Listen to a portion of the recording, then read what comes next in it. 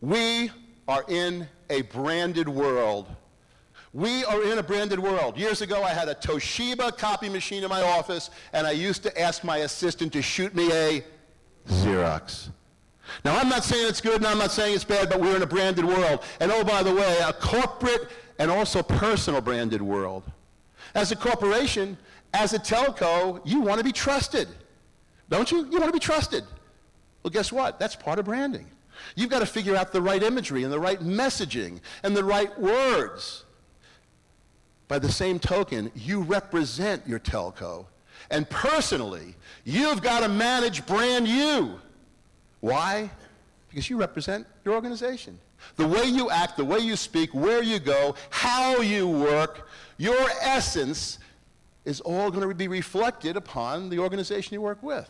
So concurrently to building your brand, building your telco's brand, you got to build your own personal brand and be respected and be believed. You see, in marketing, we have these terms called identity and equity and essence and image. Well, let's talk a little bit about that. Brand identity, brand image. Changing rapidly, folks. Brand identity is when you develop what you or your company wants to be known for. Brand identity is your strategy. This is the snapshot on me. This is the snapshot on my organization, on the services I provide. This is the snapshot on what I believe people see me as. That's my personal brand identity.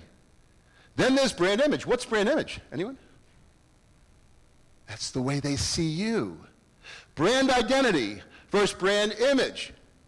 It's nice for you to think that you work very hard to make your telco looked upon as being innovative, visionary, caring, communicative, whatever it is. But that's fine. That's your brand identity. You got to step outside yourself. Henry David Thoreau said, could a greater miracle take place than to look through another's eyes for an instant? How do your constituents look upon you? They're always gouging. They're always raising their prices. They're inconsistent. I have to wait on the phone for hours to get a representative. I mean, on and on. Brand identity. Now, an exercise I'd throw at you personally and professionally is write down 8 or 10 things you believe define your identity. If it's personal, it could be caring, empathetic, witty, cerebral, right? Now go to 8 or 10 friends, relatives, and say, look, you're not going to hurt my feelings. Write down 10 words you think about when you think of me, or you think of my company, or you think of my product. And folks, if you put witty and they put dull, if you put smart and they put stupid, if you put cerebral and they said, whatever, you've got what we call a brand disconnect. And whether the brand disconnect is about your company, your services, or you personally with managing your own brand, that's critically important. So I'll give you one quick story. Move on and get to closure. I am staying at the Paris Hotel in Las Vegas. I went to check in. And the manager, or the desk clerk said, Mr. Blumenthal, got some good news and bad news. The bad news is we're out of rooms. The good news is we do have one room available for you if you want it. It's the bridal suite. Okay, I take the bridal suite.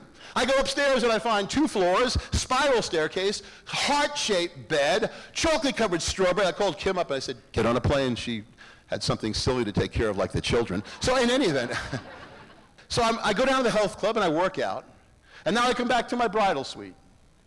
And I take a shower and I put on a pair of shorts, okay, and I collapse on the bed without a shirt. And I look up. Oh my God. That can't be me. My brand identity was my head on Lou Ferrigno's body. I looked up, I called my wife up. I called the manager first and said, I need to get out of this room. He said, why? I said, I cannot sleep with that guy. He said, I'm sorry, it's either here or Caesars.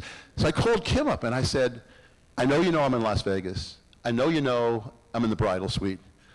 But I have to ask you a question. What do I look like with my shirt off? And she responded with, what are you doing?